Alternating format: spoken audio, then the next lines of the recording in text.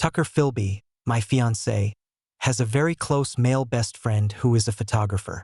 They drink from the same cup, share meals from the same bowl, and even often sleep in the same bed, holding each other as they sleep.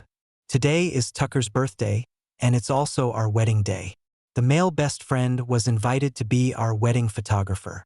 As the wedding is about to begin, my mom and I head to the bride's lounge to check on the preparations. I see Jonny Ladner gazing at Tucker with admiration, saying, "Melina, you look so beautiful today." After saying that, he leaned down and kissed Tucker on the lips. My mom, shocked, rushed into the makeup room, reminding Jonny to keep his distance. However, Tucker defended Jonny, saying sharply, "I've known Jonny for so many years. If we were going to date, we would have done so already. It's just a kiss. What's the big deal?" She spoke fiercely. "If you keep being rude to Jonny, I won't go through with this wedding." Ding. Story Shots reminds you to click the subscribe button at the bottom right corner to read the full novel. After declaring she wouldn't get married, Tucker stood in front of me and my mom, chin held high, looking cold and unyielding. My mom was both anxious and angry, unable to find her voice. Jonny then gently patted Tucker's back and interjected, "Melina, if the Filby family is this rude to the people around you even before you're married, just imagine what your life will be like. In my opinion, it's better not to get married. Today is your birthday, and I've prepared a grand birthday celebration for you. We can get married anytime. Your birthday only comes once a year." As Jonny spoke, he slid his hand down Tucker's back to her slender waist in a flirtatious and ambiguous manner. Jonny was doing it on purpose. I pressed my lips together, holding onto the last bit of hope as I looked at Tucker. But Tucker only looked back at me indifferently. Not only did she not distance herself from Jonny as I had hoped, but she also leaned deliberately into Jonny's embrace.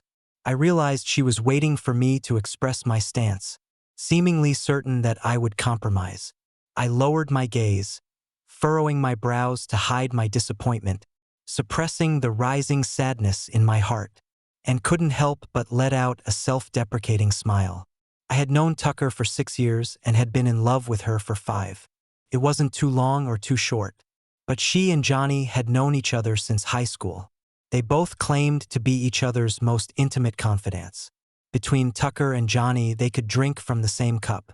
They could share a bowl of food. They could even sleep in the same bed. Sometimes, when they were happy or disappointed, they would kiss each other without knowing the limits. Sometimes it was on the cheek, sometimes on the forehead. Other times, like just now, it was directly mouth to mouth. Each time, it was brief and fleeting, never going deeper. Yet every time I saw it, I still couldn't accept it and felt frustrated.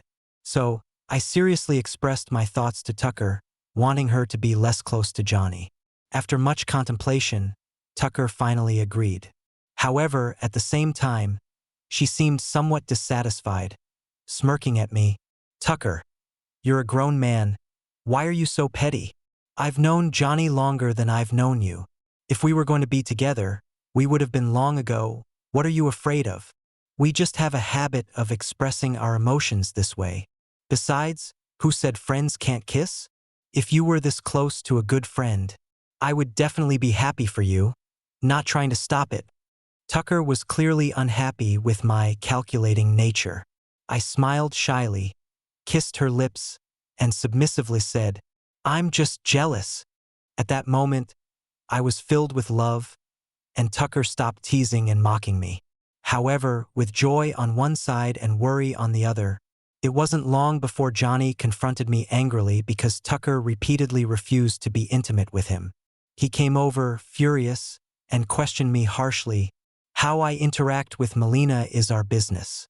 What do you have to do with it?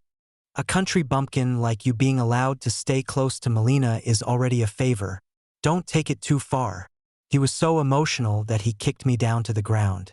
Naturally, I refused to back down and got up to punch him in the face. Coincidentally, when my fist landed on Jonny's face, Tucker happened to return. She rushed over, pushing my hand away and protecting Jonny behind her. "Are you crazy?" I wanted to explain that I didn't start it, Tucker didn't give me the chance. Tucker, I've already compromised for you and agreed to distance myself from Jonny. Are you still not satisfied? She looked at me with disappointment. Jonny is my most important friend, and I hope you understand that. I stood frozen, my hand clenched into a fist, my heart aching. Meanwhile, Jonny stood behind Tucker, looking smug as if he were watching a joke unfold. From that moment on, whenever I had a conflict with Jonny, regardless of who was right or wrong, Tucker always stood in front of Jonny, opposing me. She compromised with me once while I endured countless times. But today, on our wedding day, her compromise was invalid. I didn't want to endure any longer.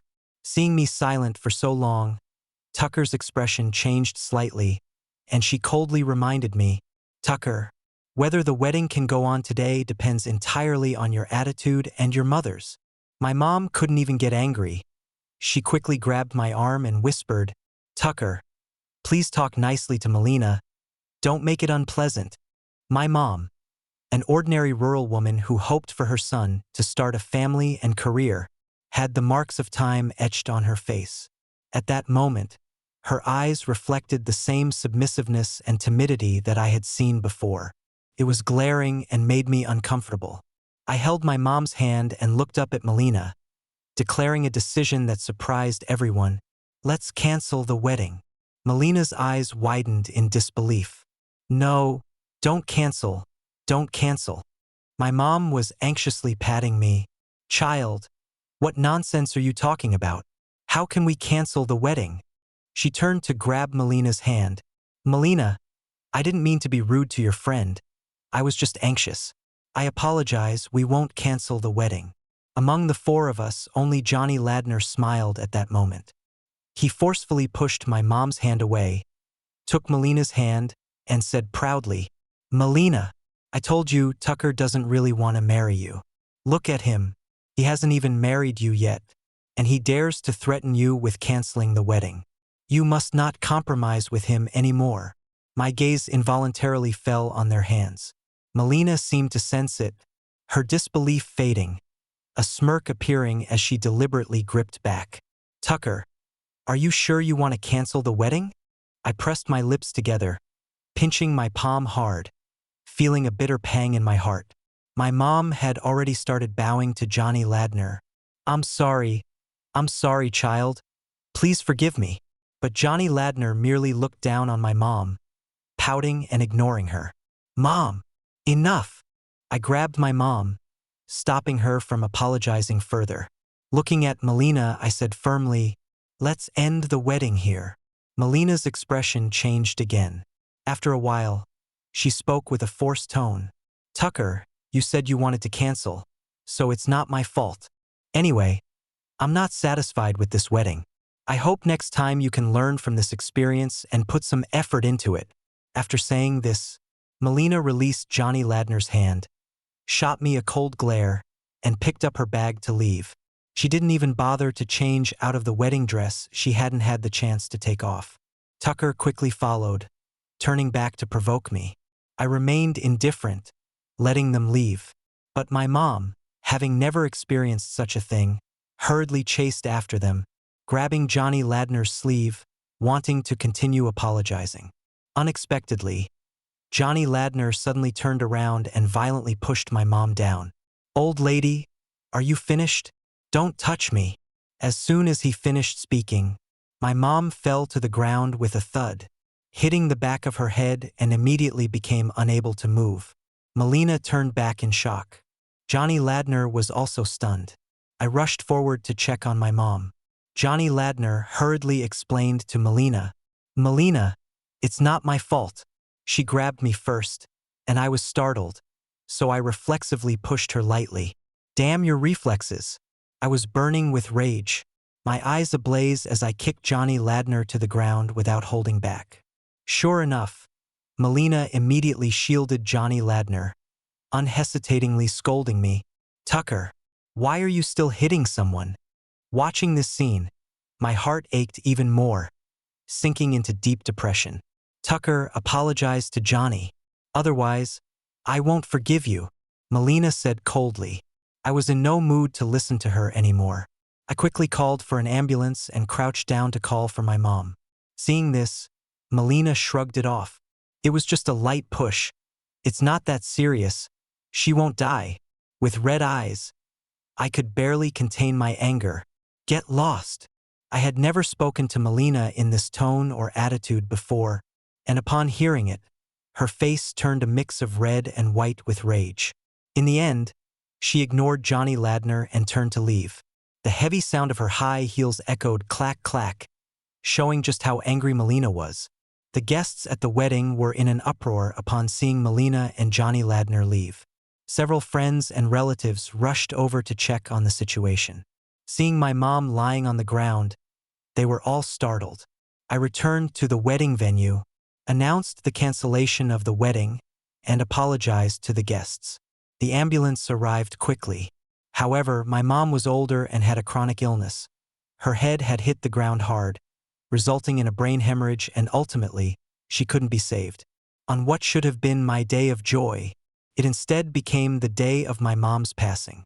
I staggered to my knees, nearly breaking down, unable to hold back my wails.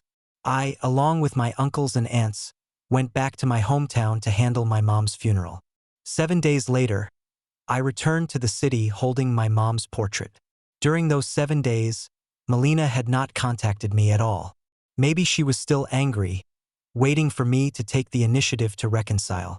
Or perhaps she simply didn't care and had completely forgotten about me. No matter the reason, I had no interest in knowing anymore.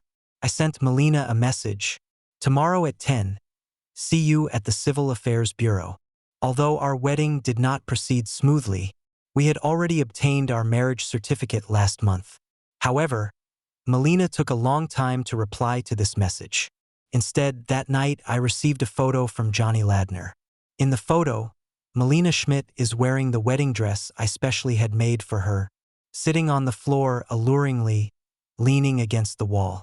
Above her is an orange warm light, making her look beautiful, but the scissors in her hand are extremely sharp. The pure white wedding dress is being cut into shreds, pieces scattering everywhere. I unconsciously opened my social media, and sure enough, I saw a few posts from Jonny Ladner. On Melina's birthday, he updated, "Happy birthday to my Princess Melina. I'm so glad I'm still by your side this year on your birthday. You will always be my treasure." The accompanying picture is a grid of 9 images, including the one he just sent me. In the following days, Jonny Ladner maintained a daily update frequency, posting beautiful photos of Melina, sexy, charming, and revealing, making it hard to look too long. Jonny Ladner took the photos. I know, in Jonny's lens, Melina looks hot and pure, and after taking the photos, he posts them on social media and other platforms, always attracting a lot of attention, very eye-catching. But the comments in the section are unbearable. Every time I see those words, I feel a bit uncomfortable. However, Melina takes those vulgar comments as compliments, criticizing me for making a fuss and mocking me for not understanding art, forbidding me from expressing any opinions. I don't want to make her angry, so I deliberately avoid paying attention, not wanting to make myself uncomfortable. To this day, when I see these so-called art photos that Melina talks about, I feel as calm as still water, unable to stir even a ripple. I deleted the photos Jonny Ladner sent one by one and closed my social media. At the same time, I replied to Jonny, "My mother's death is closely related to you. I will pursue my rights to the end." The next morning, I waited at the entrance of the Civil Affairs Bureau. On my phone, I received a reply from Melina sent at dawn. "Melina, I won't divorce." I replied, "Then I will sue for divorce." There was no further response. At 10 o'clock, Melina still hadn't arrived. I waited patiently for more than 10 minutes, and when I still didn't see her, I prepared to call a lawyer. Just then, Melina arrived late, wearing high heels and sunglasses. Jonny Ladner was still closely following her. As soon as she saw me, Melina slightly parted her red lips and directly concluded, "I don't agree to the divorce." I ignored her words and stepped towards the entrance of the Civil Affairs Bureau. Melina seemed not to expect me to disregard her, angrily taking off her sunglasses and shouting behind me, "Tucker Filby, do you treat marriage as a joke? Just married and you want a divorce? Are you playing with me? Does your mom agree to our divorce?" Hearing Melina mention my mom, I abruptly stopped. Melina huffed, looking as if she had expected it. I said, "Your mom wouldn't let us divorce. She would be eager for me to marry into the Filby family." I slowly turned around, not looking at Melina, but at Jonny Ladner standing behind her. Jonny was stiff-necked, his eyes looking up and down, darting around, just not making eye contact with me. "My mom," I sneered, my eyes darting between Melina and Jonny. Then, I pretended to realize something. "Oh, you didn't know. My mom was pushed down and fell to the ground on the day of the wedding, and died after unsuccessful resuscitation." "You're talking nonsense." Before Melina could react, Jonny jumped up excitedly. "What do you mean she was pushed down? She clearly lost her balance and fell. Besides, can you die from just one fall? If she really died, then it's also your mom's short life. She should have died a long time ago." My face darkened, and I clenched my fists. Jonny was startled by my appearance. "Why, you violent man? Are you going to hit me?" But I didn't say anything wrong. Nowadays, I don't want to engage in a war of words with Jonny. I just said, "Just wait for legal consequences. I won't let you go." Jonny's face stiffened. At this moment, Melina finally reacted. "Tucker, what you said, is it true?" Her tone still filled with disbelief. I coldly scoffed. "Do you think I would joke about my mom's life?" She fell silent. After a long while, she stepped forward, standing in front of me, holding my tightly clenched hands, and said to me with rare tenderness, "Tucker, we are both very sad about what happened to Mom. Don't be upset. From now on, I will always be with you." "I don't need that." I firmly shook off her hand. "Tucker Filby." Melina's expression was displeased, her voice steady. "What's wrong with you? It's just that the wedding didn't go perfectly. Do you have to show such a long face? I also bear a lot of pressure getting married to you. If it weren't for me insisting on being with you in front of my parents, do you think they would agree to our marriage? Besides the first time meeting my parents, when have you actively shown yourself in front of them? It's no wonder my parents are worried about handing me over to you. With a man like you, I'm starting to feel unworthy for myself." I suddenly burst out laughing. "A man like me? What kind of man?" Indeed, being with Melina is me reaching too high. Melina comes from a wealthy family, cherished by her parents, and has been treated like a princess since childhood. After graduating from university, she directly took over the family business, living freely and unconstrained. In contrast, I come from a rural background, a single-parent family, apart from my excellent academic performance that got me close to a key university. I seem to have no other advantages to speak of. During college, Melina confessed her feelings to me, and I couldn't believe it at all. In my heart, Melina was dazzlingly beautiful and incredibly charming. I felt unworthy of her. However, Melina didn't give up on pursuing me despite my rejection. She boldly expressed her love for me and said she wanted us to be together. I was well aware of the gap between us and struggled several times, yet I gradually fell deeper into it. The day before we got together, I made up my mind to stand out in the future and do everything I could to make Melina happy. On the third year of being together, I met Melina's parents for the first time. Before the meeting, I was so nervous that I couldn't sleep well for several nights and prepared a thoughtful gift. But during this meeting, I was criticized by Melina's parents, feeling worthless. At one point, the gifts I brought were all thrown out of the house. During this time, Melina didn't say a word for me. She just silently faced her parents' harsh words towards me. And afterward, it was I who comforted her, saying it was okay. Later, I wanted to meet Melina's parents again to try to leave a good impression.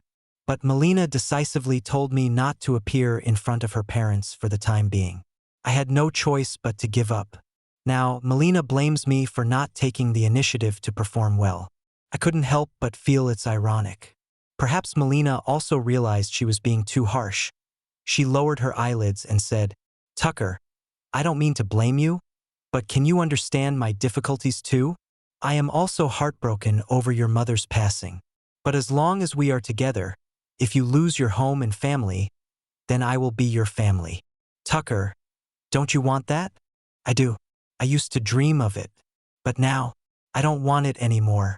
Melina's expression softened even more, and she reached out again to hold my hand. I once again avoided her touch. Melina ultimately couldn't hold it in any longer and, in a fit of anger, raised her voice. "How long are you going to make a scene? I've been giving you an opportunity to back down, and you still won't appreciate it." I remained cold and unresponsive. "Fine, since that's the case, I will do as you wish. Tucker, don't regret it." With that, Melina stomped in her high heels and entered the Civil Affairs Bureau first. The commotion was as loud as the day she left the wedding. Jonny followed behind, putting on a fake smile, relishing the situation. "Ha ha! Congratulations, congratulations. Melina is finally escaping from the Phoenix Man." I replied with a smile. "You're celebrating too early. Your matters are another story." Jonny's smile instantly froze on his face. Divorce requires a 1-month cooling-off period. And after applying, Melina said nothing and left with Jonny, her face stern. I immediately called the police. I reported Jonny for suspected intentional injury leading to death. My mother's death is closely related to the violent shove Jonny gave her. During the funeral arrangements back home, I had asked a friend to retrieve the relevant hotel surveillance footage. However, the incident occurred in the lounge, which had no cameras set up. As a result, apart from me, my mother, Melina, and Jonny, no one could prove that my mother died because of Jonny. But no matter what, I still chose to report it first. The police responded quickly and summoned Jonny to the station the same day. I was also at the station waiting for questioning when Melina's call came in. "Tucker, what do you want to do? I just found out that you are so vengeful. Your mother died, what does it have to do with Jonny?" "Stop slandering people," countered. "Melina, you were there too, you witnessed Jonny push my mother to the ground. Is it really unrelated to him?" "Well, he just pushed her a little. Who knows if that was the reason she died?" "Oh? Do you need me to send you the doctor's diagnosis report?" Melina fell silent. I hung up the phone and saved the recording of the call. After I finished giving my statement and came out, coincidentally, Melina was also summoned to give her statement. She shot me an annoyed glance before entering the questioning room. However, in the end, no charges could be filed. Jonny insisted he only lightly bumped my mother and that she fell due to her own instability. Melina, when asked, didn't know anything, couldn't see clearly, and had forgotten. The three of us left the police station together, and at this moment, Jonny no longer appeared guilty or afraid. He returned to his annoying self. "Ha! Just you? Reporting with no evidence? Are we playing house?" Before I could respond, I caught sight of a middle-aged man quickly walking towards me. As I turned my head, I was slapped hard, leaving me dazed. "Dad!" Melina exclaimed. The newcomers were Melina's parents, and it was her father who hit me. Melina quickly pulled her father away, scolding, "Why are you hitting someone?" Melina's mother angrily chimed in, "He deserves it. How dare he bring you to the police station for questioning? If not him, then who?" Jonny was fanning the flames from the side. "Uncle, Auntie, Tucker wants to put me and Melina in jail. He blames his mother's death on me and Melina. You can't let him off the hook." Once this was said, Melina's confused parents were even more enraged. But Melina's expression changed. Melina used to habitually stand in front of Jonny to defend him, but now she didn't blindly shield him. "Jonny, what are you talking about? Tucker reported you. I was just called in to assist with the questioning. Tucker wouldn't let me go to jail." "Melina." Jonny Ladner was completely taken aback, as if he hadn't expected Melina Schmidt to embarrass him in front of me and her parents. The side of my face still throbbed faintly, and facing the Schmidt family, I had nothing to say. Melina looked at me with a hint of expectation in her eyes, as if to say, "Tucker, this time I'm on your side." But I really didn't care which side she was on, who she was supporting, or for whom she was speaking. Right now, all I wanted was for Jonny Ladner to receive the punishment he deserved and for him to successfully divorce Melina, so that they would never have to interact again. I didn't know if Melina was reminiscing about our past relationship or if she suddenly had an epiphany, but since we parted at the police station, Melina had unexpectedly changed her ways. She persistently messaged and called me. When I didn't answer, she sent even more messages. The content was nothing but nostalgia, reminiscing about the sweet moments we had shared together. At the same time, she resorted to her old tricks, driving her luxury car around my neighborhood every day, buying me breakfast and inviting me to lunch and dinner. I ignored it all. A break is a break. I didn't want to repeat the same mistakes. While I was busy with work, I contacted a lawyer friend who recommended another lawyer in his firm to handle my mother's case regarding her death from a brain hemorrhage. For our first meeting, we agreed to meet at a cafe. I arrived early and waited for a few minutes, and soon a woman dressed in a sharp suit walked in. I was taken aback. "Tiffany Gaines? My classmate from high school." Tiffany smiled and extended her hand. "Long time no see, Tucker. What a coincidence. Who would have thought that the lawyer my friend introduced would be Tiffany? In high school, I was the class monitor, and Tiffany was the academic representative. We had even briefly sat together at the same desk. Tiffany was lively and clever back then, very likable. I never expected she would become a knowledgeable and mature lawyer now. "I heard about your mother's situation from Lynn. I'm so sorry." Tiffany's eyes showed genuine sadness, as if she felt my pain.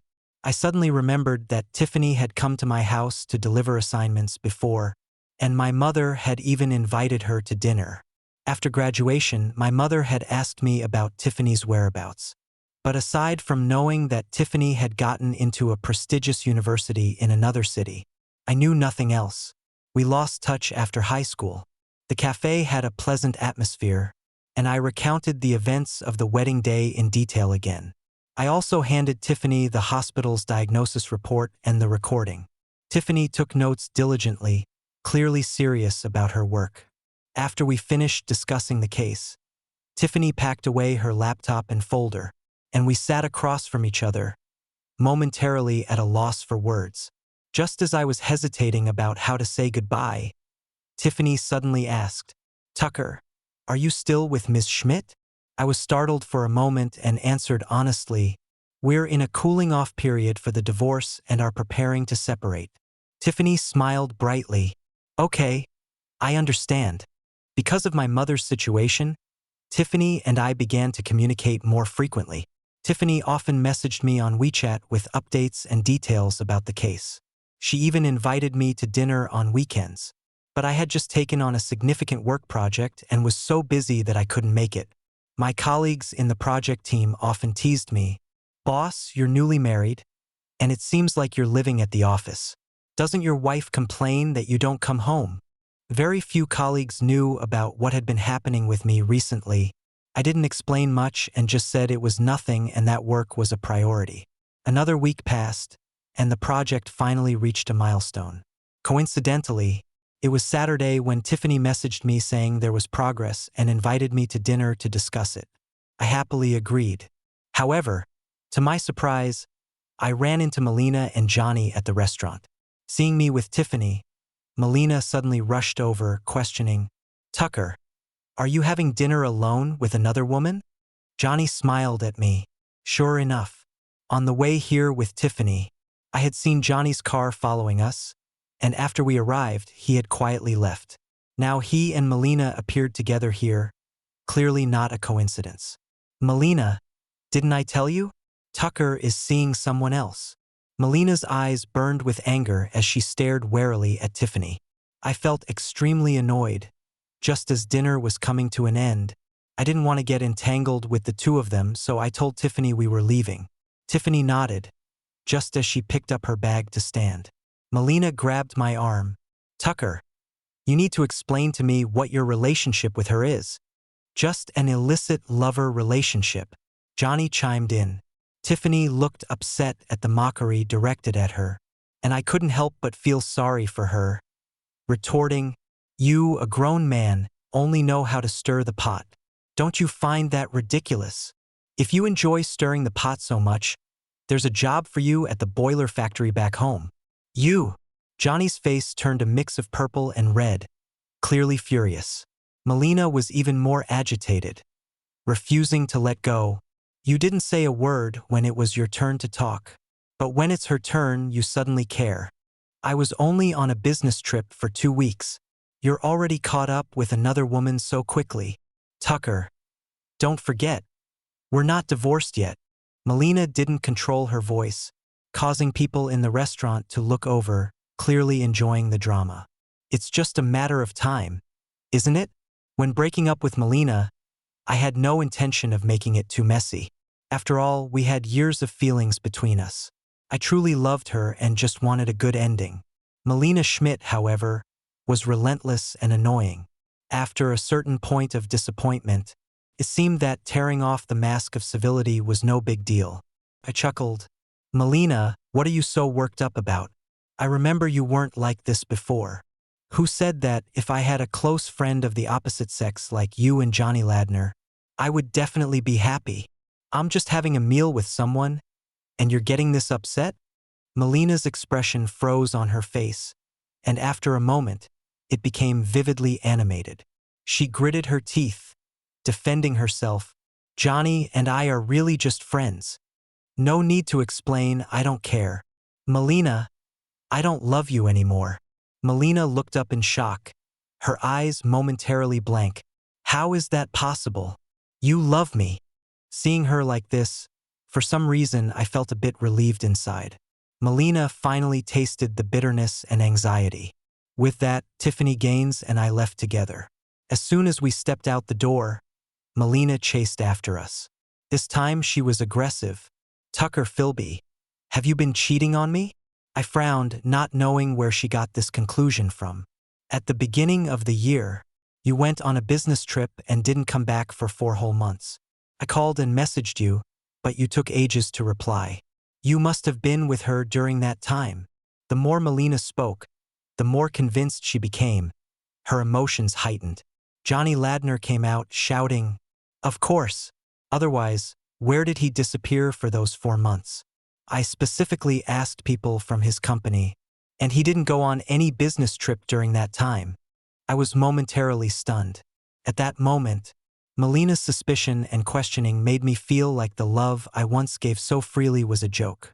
I said calmly, "If you want to know what I was doing those 4 months, you can ask your dad.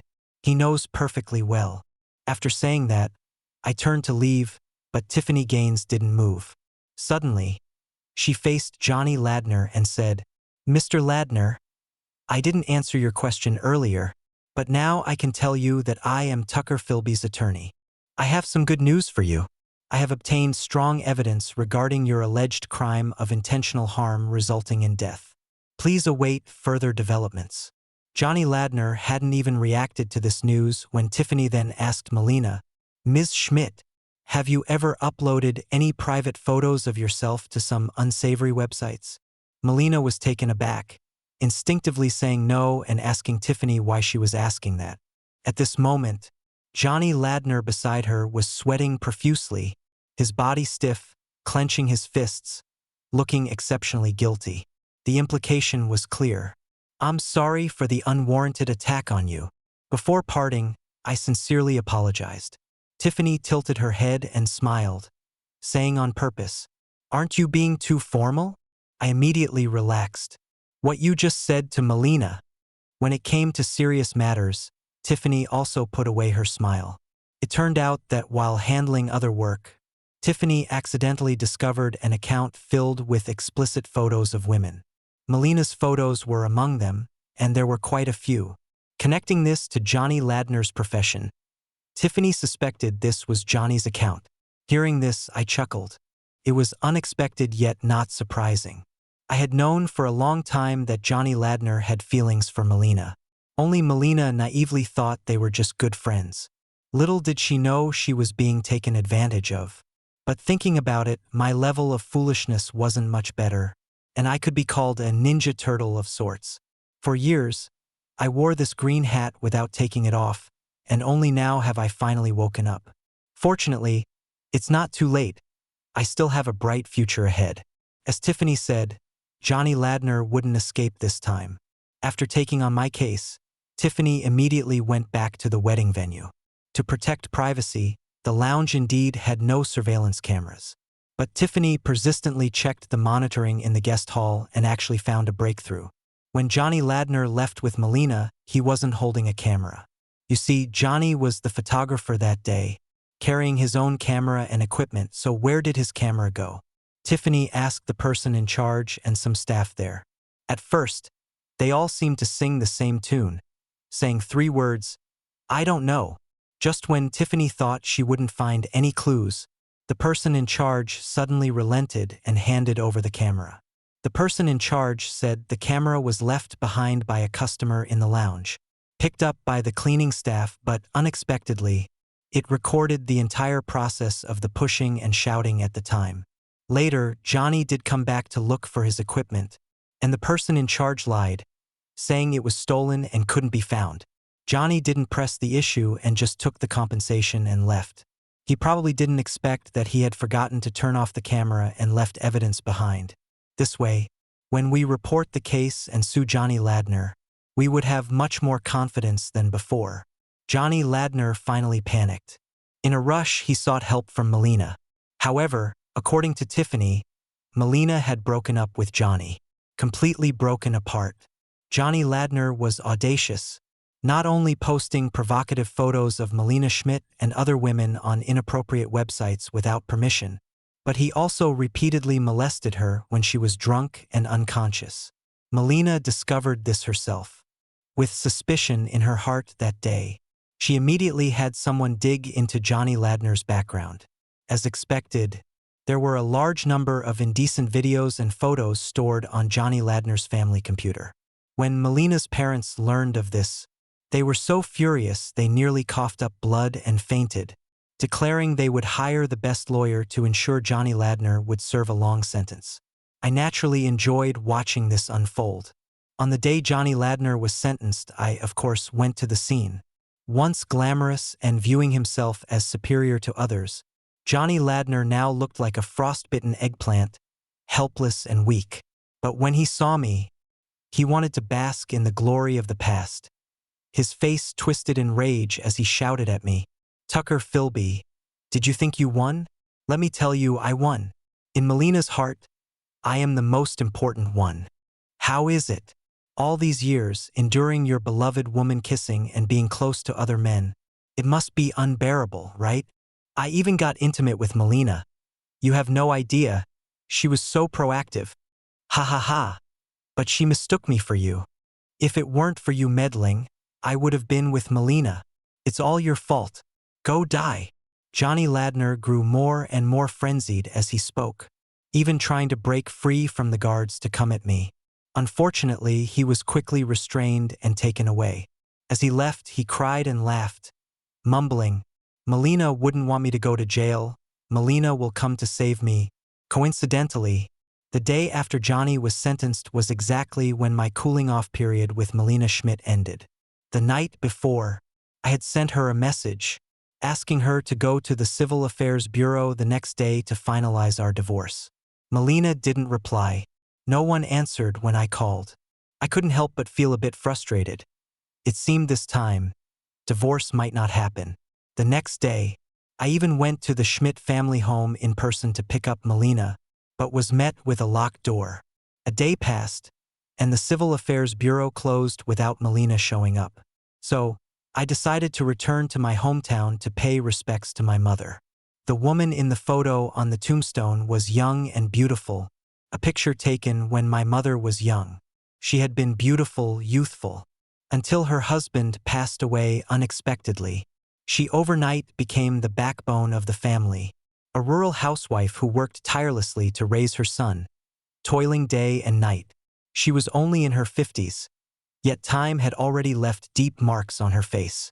After returning from my hometown, I tried contacting Melina again to reschedule our divorce application. Melina still didn't respond. I had to reach out to Melina's close friend and learned that Melina had gone abroad with her parents to relax and would return after some time. I had to patiently wait and also contacted a lawyer specializing in divorce matters, just in case. During this time, my contact with Tiffany Gaines surprisingly didn't dwindle due to the Jonny Ladner incident. On the contrary, during our free time we would occasionally meet up for meals, hike, or play tennis. Coincidentally, when we arranged to play tennis again, we encountered another male classmate from high school. I remembered that this classmate had once liked Tiffany, but when he saw Tiffany and me standing together, his eyebrows raised in surprise. "You two are really together?" Saying that, he smiled at Tiffany. "Class representative, congratulations on getting your wish." Tiffany said, "We haven't gotten together yet." The male classmate responded with an "ah," then awkwardly laughed it off.